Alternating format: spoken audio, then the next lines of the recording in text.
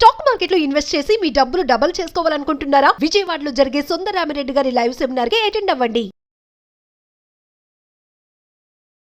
Welcome to అందమైన జీవితం.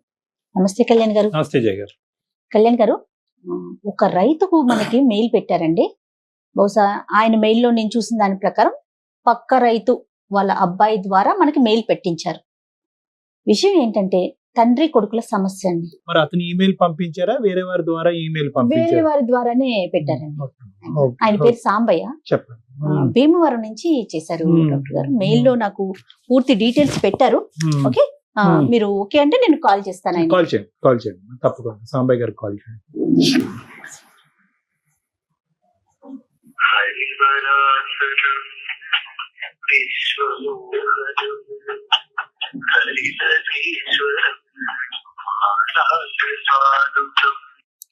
Hello, Sambaiah గారండి మాట్లాడేది? అవును మేడం. నమస్తే అండి. నమస్తే, నేను సుమన్ టీవీ అందమైన జీవితం ప్రోగ్రామ్ నుంచి కాల్ చేస్తున్నాను. నమస్తే అమ్మా. నమస్తే అమ్మా. బాగున్నారమ్మా? బాగున్నానండి, మీరు బాగున్నారా? బాగున్నామ్మా. అయితే నేను బ్రీఫ్ గా చెప్పాను సమస్యని. డాక్టర్ గారు ఉన్నారు నాతో పాటు, డాక్టర్ కళ్యాణ్ చక్రవర్తి గారు. ఒక్కసారి మాట్లాడండి. నమస్తే. నమస్తే సాంబయ్య గారు ఎక్కడ, ఏ ఊరండి, మీ వయసు ఎంత? అయ్యా నాది భీమవరం అయ్యా. నా వయసు 60 సంవత్సరాలు అయ్యా. చెప్పండి, సమస్య ఏంటో చెప్పండి సాంబయ్య గారు. అయ్యా, నేను ఒక పేద రైతునయ్యా.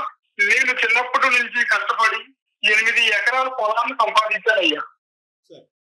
నా కొడుకుని బాగా చదివించాలని, నేను పడ్డా కష్టం నా కొడుకు పడకూడదని నా కొడుకుని చదివించాను. నా కొడుకు ఫోన్ చేస్తే ఫోన్ ఎత్తడు. ఎక్కడుంటాడో ఏం చేస్తాడో తెలియదు.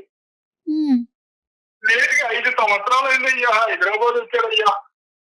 హైదరాబాద్ 5 సంవత్సరాలకి ఎప్పుడో ఒక్కసారి ఫోన్ చేస్తాడు. మాకు పండుగ ఎప్పుడు వస్తుంది అంటే మా అబ్బాయి ఫోన్ చేసేప్పుడే మా పండుగ వస్తుందయ్యా. ఏం చేస్తున్నాడో, ఎలా ఉన్నాడో ఏమీ తెలియదు. ఏం చేస్తున్నావంటే ఏదో చదువుతున్నాను అన్నాడయ్యా. ఇంజనీరింగ్ ఏదో చదువుతున్నానని చెప్పాడయ్యా. వాడి కోసం వాళ్ళ అమ్మ దిగులు పెట్టుకొని మంతాన్ని పడిందయ్యా. మనసు ప్రశాంతత లేకుండా పోతుందయ్యా. ఈ వృద్ధాప్యంలో మాకు తోడుగా ఉండవలసిన నా కొడుకు చదువు అనుకుంటూ సిటీల్లో పట్టణాల్లో తిరుగుతున్నాడు. నేను ఇక్కడ ఉంటున్నానని చెప్పాడయ్యా. నా పక్క రైతుని నా పరిస్థితిని అర్థం చేసుకొని మీకు కలిపాడయ్యా. వాడు బాగు గురించి మీరు కష్టపడతా ఉంటే, ఆ అబ్బాయి బాగు గురించి మీరు కష్టపడతా ఉంటే కనుక అసలు మీరెవరో అన్నట్టుగా చూస్తూ మిమ్మల్ని వెలివేయటం అనేటటువంటిది, మిమ్మల్ని పట్టించుకోకపోవటం అన్నది, మీ ఫోన్లు ఎత్తకపోవటం చాలా బాధాకరం. 2-3 ప్రశ్నలు సాంబయ్య గారు. ఈరోజు ఆ అబ్బాయి మరి ఫీజులు, ఆ అబ్బాయి భోజనాలు, వసతికి ఇవన్నీ ఎవరు సహాయపడుతున్నారు, మీరేనా? అవునండి అయ్యా. మరి 8 ఎకరాల పొలం, సంవత్సరానికి ఎకరం పొలం చొప్పున అమ్ముకుని 10 లక్షలు పంపిస్తా ఉంటే 10 లక్షలు ఏం చేస్తున్నాడో, ఏం చేస్తున్నాడో, దేనికి పెడుతున్నాడో కూడా చెప్పట్లేదయ్యా. మేము ఊరికి ఇలా డబ్బులు పంపించేటటువంటి పరిస్థితిలో లేము అనేది మీరు చెప్పుకోలేకపోతున్నారా? మీ అబ్బాయికి ఎందుకు అంత భయపడుతున్నారు? మేము గారాభంగా పిల్లల్ని గారాభంగా పెంచామయ్యా. అయ్యుండొచ్చు. నా కొడుకుని మోసం చేస్తాడా? నా కొడుకుని మనం నమ్ముతాంటదయ్యా. అంటే మోసం చేయటం అనే దానికంటే ఏమన్నా వేరే అలవాట్లు, వేరే ఇన్ఫ్లుయెన్స్ల వల్ల పక్కదో పట్టాడేమో అనేది తెలుసుకోవటం కూడా మీ బాధ్యతే కదండి. ఇప్పుడు డబ్బులు తండ్రిగా ఇప్పుడు ఏంటంటే డబ్బులు ఇవ్వటం వరకే కాదు, ఆ డబ్బులు తెలిసి తెలియనటువంటి ఆ వయసులో ప్రపంచం అనేటటువంటిది సడన్ గా ఒకేసారి ఎక్కడో ఉన్నటువంటి అబ్బాయి ఈరోజు హైదరాబాద్ లాంటి ప్రపంచం చూసినప్పుడు ఎటువైపు ఇన్ఫ్లుయెన్స్ అవుతున్నాడు, ఎటువైపు కొట్టుకుపోతున్నాడు అన్నది, ఆ డబ్బుల్ని విచ్చలవిడిగా ఖర్చు పెడుతున్నాడు అని తెలుసుకోవాలిగా మీరు. అతనే కాల్ కాదు, చదువుకోలేదు. వాడు ఏది చెప్తే అదే నమ్ముతాడు. అదే సాంబయ్య గారు, అదే ఆయన కాల్ చేస్తాడండి. బాబు కాల్ చేసి డబ్బులు అడుగుతాడా సాంబయ్య గారు? డబ్బులు ఫోన్ చేసి డబ్బులు అడుగుతాడమ్మా. డబ్బులు కట్టాలి, ఫీజులు కట్టాలి అడుగుతాడమ్మా. సంవత్సరానికి 10 లక్షలు పంపిస్తున్నానమ్మా. తినకు అలాగా పస్తులుండి పిల్లలు ప్రయోజకులు చేయాలి. 10 మంది నా కొడుకు హాయిగా ఉండాలని కోరుకుతో 15 లక్షలు పెట్టుబడి పెడుతున్నానమ్మా. నేను ఒక రోజు వాడు ఇచ్చిన అడ్రస్ పట్టుకొని హైదరాబాద్ వెళ్ళాను తల్లి. హైదరాబాద్ వెళ్ళి ఆ అడ్రస్ తో నేను మా పక్క రైతు వాళ్ళ అబ్బాయి వెళ్ళామమ్మా. చూడలేకపోయిందమ్మా. ఆ పరిస్థితి ఓరాది ఘోరంగా ఉందమ్మా. ఒంటి బట్టలు లేవు, ఇంటి నిండా మందు చేశాను. రూమ్ నిండా మందు బాటిల్ ఉన్నాయి సార్. ఒంటి మీద గుడ్డలు లేకుండా, అయ్యో రామ, కనీసం గుహ లేకుండా పడుకొని ఉన్నాడండి. రాత్రి వాడు కనీసం తలుపు కూడా పెట్టుకోకుండా పడుకున్నాడయ్యా. చచ్చిపోయాడేమో అని భయం వేసిందయ్యా. ఈ పిచ్చది వాడి మీద పెట్టుకొని మంచాలు పడుందయ్యా. ఈ పరిస్థితి వాడు తెలిసి ఏమవుతుందో టెన్షన్ గా ఉంది, భయం వస్తుందయ్యా. ఈ పరిస్థితి నా పక్క రైతు ఊర్లో చెప్పేస్తే నేను భయపడి వాడి కాళ్ళు వేళ్ళు పెట్టుకుని బెదిరిపోతున్నానయ్యా. వాడు తెచ్చిన డబ్బులేమో ఇలా జల్పాలకి ఖర్చు పెట్టి ఇలా అయిపోయాయ్యా. ఏమి పద్ధతులు అయ్యా, ఏమి చదువులు అయ్యాయి. ఏంటిది ఈ పరిస్థితి, ఏంటి ఈ వాలకం ఏంటి అని నిలదీస్తే కనుక దానికి సమాధానం ఏం చెప్పాడండి మీ అబ్బాయి? అప్పటికైనా అడుగుంటారుగా మీరు అదంతా చూసిన తర్వాత. పట్టణాల్లో ఇలానే ఉంటాయి, మీరు పల్లెటూరు వాళ్ళు మీకు ఏం తెలుస్తాయని ప్రశ్నిస్తున్నాడు. మీకే క్లాస్ బెదిరిస్తున్నాడు. చచ్చిపోతానని బెదిరిస్తున్నాడు అయ్యా. వాడు కానీ ఒక కొడుకు, వాడికి ఏమైనా అయితే మేము తట్టుకోలేమయ్యా. ఆ ముసలిది వాడి కోసమే తగ్గించిపోతుందయ్యా. అతనితో ఏమన్నా మాట్లాడొచ్చా సాంబయ్య గారు? మేము అవకాశం ఉందా? ఉందమ్మా. మీ పక్కన ఎవరైనా ఉంటే బాబుతో మాట్లాడించే ప్రయత్నం చేస్తారా? మా వంతుగా ఒక్కసారి డాక్టర్ గారు మాట్లాడతారు. అలాగేనమ్మా, అలాగేనయ్యా. ఒకసారి కలుపు బాబు ఒకసారి రామ్మా. మా అబ్బాయి గారి ఫోన్ కలపండి ఒకసారి. ఇస్తున్నానమ్మా. మాటలు రావట్లేదమ్మా, కళ్ళలో నీళ్ళు వచ్చేసింది కళ్యాణ్ గారు. మీరు మాట్లాడే వ్యక్తి మీ కాల్ ని హోల్డ్ లో పెట్టారు. దయచేసి లైన్ లో వేచి ఉండండి. హలో. సరే నాన్న, డాక్టర్ గారు లైన్ లో ఉన్నారు, ఒకసారి ఫోన్ మాట్లాడమ్మా. డాక్టర్ గారు. సారీ నాన్న, నా పేరు డాక్టర్ కళ్యాణ్ చక్రవర్తి. నేను హైదరాబాద్ నుంచి మాట్లాడుతున్నా, సుమన్ టీవీ తరపున. సార్ చెప్పండి సార్. మీ పేరు నాన్న? సూర్య అండి. సూర్య, ఏం లేదు, నాన్నగారు చాలా బాధపడుతూ అతను అసలు మాటలే లేకుండా, అంటే విపరీతమైనటువంటి భావోద్వేగాలు. సూర్య, మీరెందుకు వెళ్ళారు అక్కడికి? లేదు సూర్య, అంటే మేమే కాల్ చేసాం నాన్నగారికి. ఏమండి, దేనికోసం? అంటే ఒక చిన్న ఇష్యూ గురించి, అంటే వేరే రకంగా భావించి మాకండి. పెద్ద ఆయన చాలా బాధపడుతున్నారు, లైన్ లో కూడా ఉన్నారు కదా. తెలుసు మేడం, ఆయన పెద్ద ఆయన తెలుసు మేడం. ఇష్యూ ఏంటి చెప్పండి. మీరు ఎందుకు వెళ్ళారు? మేము వెళ్ళటం కాదండి, మేమే కాల్ చేసాం. మన షో నుంచి, అందమైన జీవితం అనే ఒక ప్రోగ్రామ్ నుంచి నాన్నగారికి కాల్ చేసామండి. మేమే కాల్ చేసాం. నాన్నగారు అక్కడే ఊర్లోనే ఉన్నారు. ఒకసారి మీతో మాట్లాడదాము అని చెప్పి కాల్ చేసాము. దేని గురించి అండి? సూర్య, నాన్నగారు ఏమంటున్నారంటే, అతను చాలా కష్టపడి ఒక నమ్మకంతో అల్లారు ముద్దుగా పెంచుకున్నటువంటి కొడుకు స్థిరపడాలి, మంచి మంచి దారిలో నడవాలి అని చెప్పి అతనికి ఉన్నటువంటి ఎకరం భూమి అమ్ముకుని డబ్బులు పంపించి మిమ్మల్ని చదవటానికి ప్రయత్నం చేస్తుంటే, మీరేంటంటే ఆ ఇంటి వైపు చూడకుండా, ఇల్లు గురించి పట్టించుకోకుండా వేరే అలవాట్లలో లేనివయ్యి పక్కదో పట్టి చదువుని నెగ్లెక్ట్ చేశారన్నది నాన్నగారి ఆలోచన. అది చెప్తున్నారు. అంటే దాని గురించి మీరేమంటారు? అమ్మ కూడా మీకోసం చూస్తా ఉందంట సూర్య. అమ్మ కూడా మంచాన పడింది అంటున్నారు. అయితే ఇప్పుడు ఏం చేయమంటారు? కాదు, ఏం చేయమంటారన్నది కాదు సూర్య. ఈరోజు నాన్నగారు అంటే అతను చెప్పేటటువంటి మాటలు వింటే మాకే చాలా బాధగా ఉంది. అంటే నాన్నగారు అబద్ధాలు ఆడుతున్నారో లేదంటే వాస్తవాలకి దూరంగా మాట్లాడుతున్నారని అయితే మాకైతే అనిపించట్లేదు. చెప్పండి సూర్య, మీ వర్జన్ ఒకసారి చెప్పండి సూర్య. కష్టపడి సంపాదించి నేను చదివించడం కోసం నేను చేస్తుంటే నువ్వు చేసే పనుల గురించి డాక్టర్ బాబు గారికి ఏం చేశాను? నేను ఏం పనులు చేశాను? నువ్వేం కష్టపడి సంపాదించేసావు? ఉన్న ఎకరం దాని గురించి ఊరందరికీ చెప్తున్నావు నువ్వు. అర్థం చేసుకోవాలి. పని లేదు వాడికి, వాళ్ళు ఊరు విషయాలే కావాలి వాడికి. అది కొంపలో పనులు వాళ్ళు చూసుకోమని ప్రతి దానికి ఆడి చెప్పాడు ఫోన్ చేసి. కళ్ళ ముందు కొడుకు అలా అయిపోతుంటే ఏమైపోయానయ్యా బాబు? నేను ఇప్పుడు ఏమైపోయాను? నా కొడుకు అయిపోయాడు నన్ను. నేనేమైపోయాను అనుకుంటున్నాను? నువ్వు చెప్పు. తాగుడు ఏంటి? ఏం చేయమంటావు ఇప్పుడు? నేను ఎక్కడున్నాను? విలేజ్ లో ఉన్నాను. నేను ఎక్కడున్నాను తెలుసు కదా నీకు. సిటీలో ఉన్నాను. ఈ సర్కిల్ ఎదగాలంటే బోల్డ్ ఉంటాయి, ఇవన్నీ నీకు చెప్పాలా? 100 ఎకరం సంపాదించి నా కోసం ఉన్నట్టుగా చెప్తున్నావు. అదేంటన్నా, నేను కష్టపడింది నీకోసమే కదా నాన్న. కష్టపడ్డావంటే ఎవరి కోసం కష్టపడ్డా కన్నావు కదా నన్ను కన్నప్పుడు ఖర్చు పెట్టాలా, అది నీ బాధ్యత. అదేదో నువ్వు దేశాన్ని ఉద్ధరించిన టూర్ అందరికీ చెప్తావు.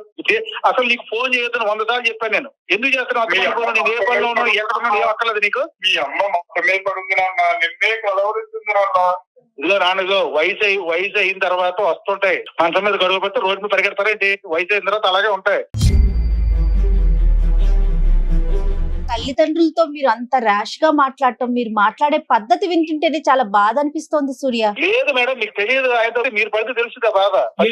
ఏ బాధలు పెట్టారు మిమ్మల్ని వారు? ఒక కొడుకు గురించి ఒక తండ్రి పడేటటువంటి వేదనని మీకు హెరాస్మెంట్ గా, టార్చర్ గా అనిపిస్తుందా సూర్య? అంటే అతను మీ బాగ్ గురించి ఆలోచిస్తున్నాడు, అతని గురించి ఆలోచించట్లేదు. వాళ్ళ తల్లి మీ తల్లి గారి గురించి ఆలోచించట్లేదు. కేవలం నా కొడుకు డబ్బుల గురించి కూడా ఆలోచించట్లేదు. నా కొడుకు ఇలా అయిపోతున్నాడు సార్, వాడు కరెక్ట్ దోవలో వెళ్ళాడు. ఇప్పుడు అతను చూసినటువంటి సన్నివేశాలు తప్ప చెప్పండి? మీ ఒంటి మీద స్పృహ లేకుండా, బట్టలు లేకుండా పడి ఉంటాం అనేటటువంటి సన్నివేశం అబద్ధమా? డాక్టర్ గారు, వీకెండ్ లో ఇక్కడ ఎంజాయ్ చేయడం అంత కామన్. మీకు తెలుసు సిటీలో ఎలా ఉంటారు. సూర్య, ఇక్కడ మీరు ఓన్లీ వాదన గురించి కేవలం రెబెలియన్ గా మాట్లాడాలి. మా నాన్న నన్ను సంప్రదించకుండా బయట వాళ్ళకి మాకు చెప్పారు అనేటటువంటి ఉద్దేశంతో ఏం జరిగిపోయిందని సార్ మీతో మాట్లాడించడానికి? అలా కదండి. ఇప్పుడు గొడవ పడాలనేటటువంటి ఉద్దేశం, మీతో గొడవ పెట్టుకోవాలనేటటువంటి ఉద్దేశం మాకు కూడా లేదు. ఈ రోజు మేము మీతో మాట్లాడవలసినటువంటి అవసరం ఎందుకు వచ్చింది అంటే కనుక కేవలం ఆ పెద్దవాళ్ళు పడేటటువంటి బాధను మాకు చెప్పుకున్నారు కాబట్టి వాళ్ళు పడేటటువంటి బాధను తీర్చడం గురించి మిమ్మల్ని ఒక ప్రశ్న అడుగుతున్నాం. ఒక చదువుకున్న వ్యక్తిగా, సిటీలో ఉంటున్న ఒక వ్యక్తిగా మీరు అర్థం చేసుకుంటారని మిమ్మల్ని లైన్ కలపమన్నామండి. అది కూడాను. సరే మేడం, చెప్పండి, మీరు ఏం చెప్తారు? అది కాదు సూర్య, బేసికలీ ఇక్కడ ఏంటంటే మీరు చదువుకున్న వాళ్ళు, మేము ప్రొఫెషనల్స్. ఈ రోజు ఒక సానుకూలమైనటువంటి వాతావరణంలో మనం మీ ఫాదర్ పడేటటువంటి బాధని అతనికి ఒక మీనింగ్ చెప్దాం. అతనికి ఒక ఎక్స్ప్లెనేషన్ అడుగుతున్నారు. మీ ఫాదర్ ఒక ఎక్స్ప్లెనేషన్ అడుగుతున్నారు. నా కొడుకు చెడిపోతున్నాడా, రైట్ పద్ధతిలో వెళ్తున్నాడా, తాగి అలవాట్లకి బానిస అయ్యాడా, లేదంటే ఆ దోవలో వెళ్ళట్లేదా, ఒక క్లారిటీ ఇవ్వండి. మీ పేరెంట్స్కి ఫోన్ చేస్తేనే మీరు నాకు ఎందుకు ఫోన్ చేశారు, మీరు ఫోన్ చేయటమే తప్పు, నేను ఫోన్ చేయను, మీరు నాకు ఫోన్ చేయొద్దు అనేటటువంటి యుద్ధ వాతావరణాన్ని క్రియేట్ చేయకుండా వాళ్ళు ఒక కన్ఫ్యూజన్లో ఉన్నారు, ఒక బాధలో ఉన్నారు. వాళ్ళకి ఒక క్లారిటీ ఇవ్వండి. మీరు మీ అకాడమిక్స్ వైపు వెళ్తున్నారా, చదువు కంప్లీట్ అయిందా, బ్యాక్లాగులు ఎన్ని ఉన్నాయి, ఒక క్లారిటీ ఇవ్వండి. నా గొడవ అంతా ప్రపంచానికి చెప్పాలి ఏంటి మీ ద్వారా? అక్కర్లేదండి. మీ నాన్నగారికి మీరు చెప్పండి. మీ నాన్నగారికి మీరు చెప్పండి. ఇప్పుడు మా నాన్నగారికి ఏం తెలుసండి? ఆయనకి ఏం తెలియదు. విలేజ్ లో ఉన్నాడు ఆయనకి ఏం తెలియదు. ఆయనకి అదేదో జీవితం, అదే ప్రపంచం అనుకుంటున్నాడు. మాకు చెప్పండి. మాకు చెప్తే తప్పండి. వీకెండ్స్ లో ఎంజాయ్ చేస్తాం, ఫ్రెండ్స్ వస్తారు, అవన్నీ తప్పంటే ఎట్లా? పెట్టకుండా ఎవడో చెప్పాడు వచ్చేసి నేను అలా ఉన్నాను ఇలా ఉన్నాను, ఎవడొచ్చి చూడమన్నాడు ఇన్ని? ఊరికే రాను, ఊరికే మాట్లాడితే నాన్న బెంగ పెట్టుకుంది మాకు ఉన్న బెంగలో ఇంకా వేరే పనులు లేవు ఇక్కడ. మొత్తం కుదిరినప్పుడు వస్తాం, చూస్తాం. ఒక రోజు మ్యాటర్ ఇది పసిదానికి 5 సంవత్సరాలకి కనీసం 5 సార్లు వచ్చావానన్నా, 2 సార్లు వచ్చావు. రాత్రులు వస్తావు, పగలు వెళ్ళిపోతావు. అక్కడే ఉండమంటే మీరు తాగి తందనాలు ఆడుతూ ఉంటే కనుక, మీరు వీకెండ్స్ పార్టీస్ చేసుకుంటే కనుక ఎవరి సొమ్ము అండి అది? ఎవరు అబ్బ సొమ్ము? మీ నాన్న సొమ్ము కాదు అది. అయితే ఇప్పుడు ఏంటి మా నాన్న సొమ్ము అయితే అలా కాదు.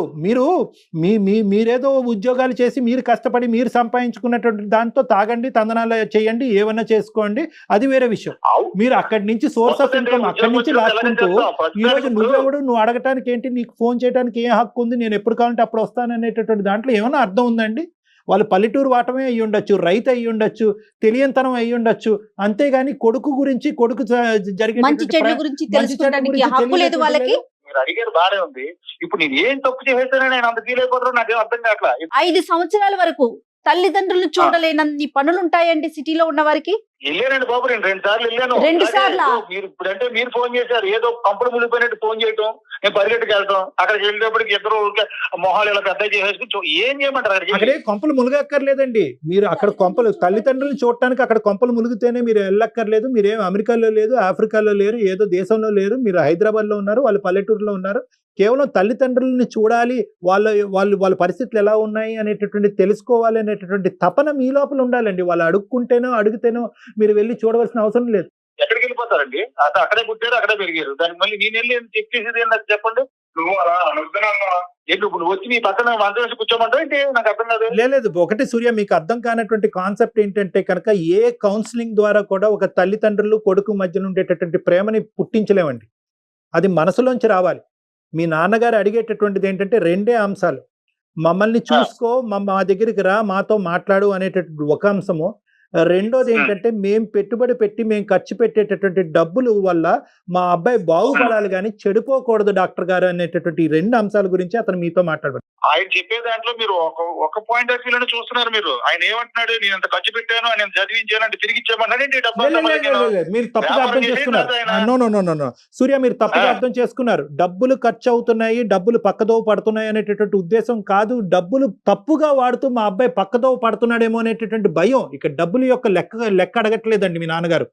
డబ్బుల యొక్క లెక్క అడగట్లేదు. మీరు సరైనటువంటి మార్గంలో వెళ్తున్నారా లేదా, లేదంటే ఉండేటటువంటి డబ్బుల్ని వెచ్చలవిడిగా ఖర్చు పెడుతూ ఏమైనా తాగుడికి ఇలాంటి వాటికి బానిస అయ్యాడా అనేటటువంటి క్లారిటీ కన్ఫ్యూజన్ గురించి అడుగుతున్నారండి అతను. నేనేం బానిస అయిపోలేదండి. నా సర్కిల్ ఉన్నారు, నా ఫ్రెండ్స్ ఉన్నారు. నేను ఆ సర్కిల్ లో తిరగాలంటే కొన్ని ఉన్నాయి, కొన్ని అలవాట్లు ఉంటాయి, అవి మెయింటైన్ చేయాలి. సిటీలో ఉన్నవాడికి తెలుస్తాయి, మీకు తెలియకపోవడం అని నాకు అర్థం కావట్లేదు. ఏ సిటీలో ఉన్నంత మాత్రాన అలవాట్లు ఫ్రెండ్షిప్లు మెయింటైన్ చేయవలసినటువంటి అవసరం లేదండి. చదువు అనేటటువంటిది ఫస్ట్ ఇంపార్టెంట్. చదువు కెరియర్ అనేటటువంటి ఫస్ట్ ఇంపార్టెంట్. వీకెండ్ లో ఇవన్నీ చేసేది రోజు అదే పనులే ఉండవండి. ఆయన వచ్చాడు ఆ రోజు అనుకోకుండానే, ఆడెవడో తీసుకొచ్చాడు మా ఊరు నుంచి, ఆడు కూడా వచ్చేసాడు. ఈయన వచ్చేసి చూసేసి ఇదైపోతాడు. వ్యవహారం అంతా అది కాదు సూర్య గారు. ఇలా అందరికీ ఫోన్ చేసి సూర్యంతో చెప్తే బాగుపడిపోతారా ఏంటి? ఇప్పుడు వాళ్ళు అడగాల, మీ బాగోగు గురించి తెలుసుకోవాలా, లేదంటే మీరు చచ్చిపోతారని భయపడాలా? మీకు ఆయన చెప్పేది ఏంటంటే ఇక్కడ పరిస్థితులు తెలుసు కదండి. ఇక్కడ సర్కిల్ వ్యవహారం ఉంటుంది, దాని తగ్గట్టుగా నేను కొన్ని నడుచుకోవాలి. అన్ని ఈయనకి చెప్పి ఈయన చెప్పినట్టు నడుచుకోలేదు. నేను మీరు ఏం చేయడానికి వచ్చారు సిటీకి? చదువుకోవడానికి వచ్చారండి. ఫ్రెండ్స్ ఉండాలండి. చదువు ఎంతవరకు ప్రయాణం జరిగిందండి? ఓకే, మీ సర్కిల్, మీ వీకెండ్ పార్టీలు, మీ స్నేహాలు, జల్సాలు ఓకే, అవి తప్పదు అని అంటున్నారు. ఆ సిటీలో అందరూ అనిపించాలంటున్నారు. మరి మేము కూడా సిటీలోనే ఉన్నాం, మేము కూడా చాలా మందిని చూస్తున్నాం. అవి ఏమీ లేకుండా హ్యాపీగా చదువుకుంటున్నారు. బ్యాక్లాగులు లేకుండా, ఏ ఫెయిలియర్స్ లేకుండా చదువు స్మూత్ గా నడుస్తుందా? అందరూ తెలివైన వాళ్ళు ఉంటారండి. ఉంటే ఇప్పుడు క్లియర్ చేస్తాం. ఇవాళ ఇప్పుడు మీరు అడిగిన క్లియర్ చేసేస్తా అంటే అలా కాదండి. లేకుండా ఉంటే ఎట్లా ఉంటారు? లేకుండా ఎవరైనా చదివేస్తున్నారు సార్? ఎవరు ఉండరా? మీకంటూ ఒక గోల్ ఉండాలి కదా. మీకంటూ ఒక గోల్ ఉండాలి, మీకంటూ ఒక సెల్ఫ్ కంట్రోల్ ఉంది అనేటటువంటి నమ్మకాన్ని మీ పేరెంట్స్ కి ఇవ్వండి. మా తరపున మీ పేరెంట్స్ కి ఇవ్వండి. ఆ కంట్రోల్ నాకుంది, నా గోల్ నాకుంది, నేనేంటో నాకు తెలుసు, నేను ఏం చేయాలో నాకు తెలుసు. ఇంకొక చెప్పించుకునే పరిస్థితిలో నేను లేను. మీరు అడిగారు కాబట్టి రెస్పెక్టబుల్ గా చెప్పాను అంతే. ఆయన ఏదో చెప్పాడని అది పట్టుకుని వచ్చి మీరు మాట్లాడటం, ఆయన ఏమో రానా అంటే ఏంటారు ఇది? మీకు పడితే తెలుస్తుంది నా బాధ. వెళ్ళి కూర్చుని ఏం చేయమంటారు? కూర్చున్నాడా? ఆయన చెప్పేదంతా ఎట్లా కూర్చోమంటారంటే అదేనా మా జీవితం? అక్కడ ఎవరు కూర్చోమనట్లేదు సూర్య, అక్కడ ఎవరు కూర్చోమనట్లేదు. మీ బిజీ స్కెడ్యూల్లో, మీకు ఉండేటటువంటి బిజీ స్కెడ్యూల్లో కొంత టైము మీ తల్లిదండ్రులతో మాట్లాడటానికి వెచ్చించండి. మీకు అవకాశం ఉన్నప్పుడు మీ ఊరు వెళ్ళండి అనేటటువంటి 2 మాటలే మేము చెప్తున్నాం. నెంబర్ 1. నెంబర్ 2 ఏంటంటే ఆనవాయితీలు, పద్ధతులు సిటీలో ఇలాగే ఉంటుంది అనేటటువంటి ఒక కొత్త చిత్రాన్ని చూపెట్టకండి. అవి లేకుండా కూడా మనుషులు బతుకుతున్నారు, అవి లేకుండా కూడా చదువుతున్నారు. మీ చదువు అనేటటువంటి ప్రయారిటీ. ఈ 2 అంశాలండి, ఈ 2 అంశాలు. మీరు మాతో మాట్లాడవలసినటువంటి అవసరం లేదు అని మీకు అనిపించవచ్చు, కానీ ఈ రోజు ఏంటంటే ఆ పెద్ద ఆయన పడేటటువంటి బాధని అట్లీస్ట్ మా వర్షన్ ద్వారా మీకు చేకూర్చాలనేటటువంటి ప్రయత్నంలోనే సుమన్ టీవీ మీ ద్వారా మేము మాట్లాడుతున్నారనే విషయాన్న మీకు చేరవేద్దాం అనుకుంటున్నాం. కానీ అసలు మీ మాట తీరు చూస్తా ఉంటుంటే చాలా బాధగా ఉంది సూర్య గారు. వితండవాదం అంటారండి, దానికి సమాధానం చెప్పలేరు ఎవరు కూడాను. ఈ సమాజంలో ప్రేమ అన్నది ఇంకా చచ్చిపోలేదండి. ఆ తల్లిదండ్రులు వాళ్ళ ప్రేమతో వాళ్ళు పడేటటువంటి ప్రేమని మీ దగ్గర నుంచి వాళ్ళు అడుక్కుంటున్నారు. ప్రేమ ఎక్కువైపోతే వాళ్ళ ప్రేమతో చావమనండి. ఎవరికి కావాలి?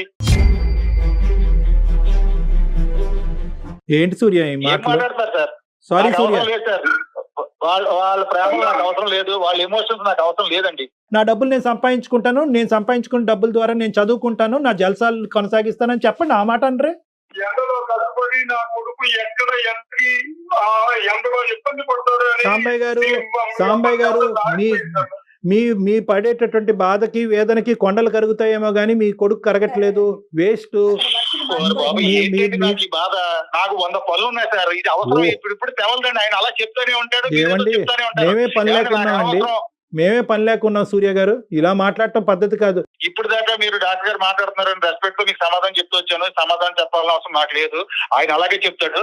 ఆయన సంగతి నేను చూసుకుంటానండి. ఈ విషయాల గురించి మీరు దయచేసి కలవ చేసుకోవద్దు, కానీ మీరు తప్పుగా అనుకోవద్దు. నేను ఫోన్ కట్ చేస్తానండి. దాని నువ్వు అనుకోవడానికి ఇంకొకసారి ఏమీ ఎప్పుడు లేదండి. ఇలాంటి పని చేస్తావు నీకు మర్యాద ఉండదు చెప్తున్నాను. సాంబయ్య గారు, కూడా ఏమీ లేదు. ప్రతి సాంబయ్య ఊళ్ళు గారు ఫోన్ ఫోన్ చేసి కట్ సలహా చేయండి. చెప్పోళ్ళు.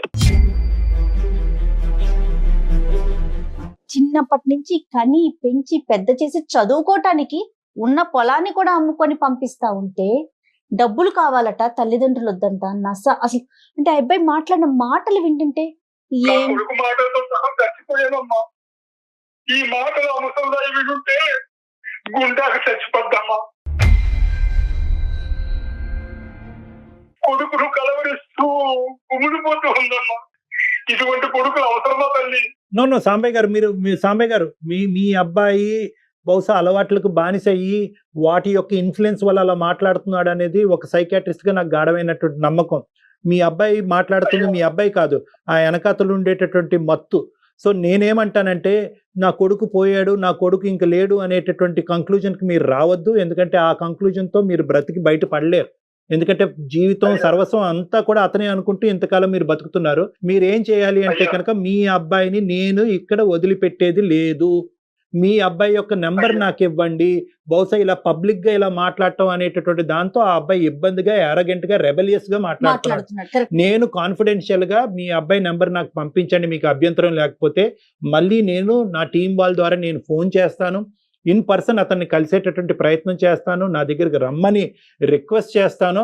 ఆ అబ్బాయిలో కూడా ఏ కోసానో ఏ మూలనో ఒక మంచితనం, ఒక ప్రేమ అనేది ఉంటుంది. ఖచ్చితంగా ఏదో అండర్ సమ్ ఇన్ఫ్లుయెన్స్ ఆ అబ్బాయి ఇలా మాట్లాడుతున్నాడని నాకు అనిపిస్తుంది.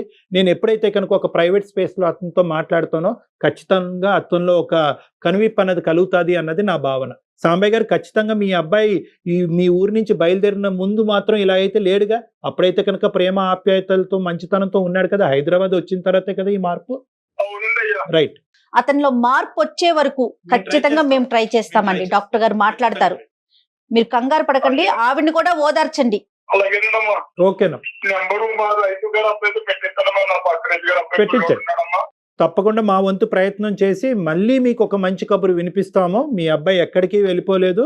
ఇది కూడా ఒక డీలా పడకండి. ఆ అబ్బాయి ఒక జబ్బు, ఇది కూడా ఒక జబ్బు, ఇది కూడా ఒక మత్తు.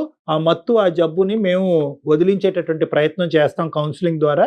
తర్వాత మీకు ఒక మంచి వార్త ద్వారా మీకు ఫోన్ చేసి మళ్ళీ మీకు కబురు చెప్తాం. సాంబయ్య గారు ధైర్యంగా ఉండండి. నమస్కారం. డాక్టర్ గారు మారటానికి అవకాశం ఉంటుందండి? మారటానికి అవకాశం ఉంటుంది అంటే కనుక ఒక ఏసీకో ఒక ఫ్రిడ్జ్కో గ్యారంటీ కార్డు ఇస్తాం, కానీ మనసుకి గ్యారంటీ కార్డు ఇవ్వలేం. కానీ ఈరోజు ఏంటంటే మన వంతు ప్రయత్నం మనం చేయొచ్చు. నాకు ఇప్పటికీ నమ్మకం ఏంటంటే ఎక్కడో చోట ఆ అబ్బాయిలో ఒక మంచితనం ఉందేమో, ఎక్కడో అవుతాడేమో అనేటువంటి నమ్మకం ఉంది. బహుశా ఏంటంటే ఈరోజు ఆ అబ్బాయి మాట్లాడినటువంటి తీరు బట్టి మీరు నేను కూడా కొంతవరకు ఇమోషనల్ అయ్యాం. ఒక పబ్లిక్ ప్లాట్ఫామ్ మీద ఇలా ఇమోషనల్ అవటం అనేది అతను జీర్ణించుకోలేక తండ్రి మీద ఇంకా కోపం పెంచుకున్నట్టుగా నాకు అనిపిస్తుంది. సో అలా కాకుండా మనం ప్రైవేట్గా ఆ అబ్బాయితో మాట్లాడి అసలు ఏం జరుగుతుంది, అతని ఆలోచన శైలిలో లోపాలు ఏంటి అనేటటువంటి ఒక థెరపీ, ఒక కౌన్సిలింగ్ ద్వారా మాట్లాడటానికి ఒక ప్రయత్నం చేస్తే ఒకసారి కాకపోతే రెండోసారి అయినా కూడా ఖచ్చితంగా మారుతారు. నమస్తే. Thank you.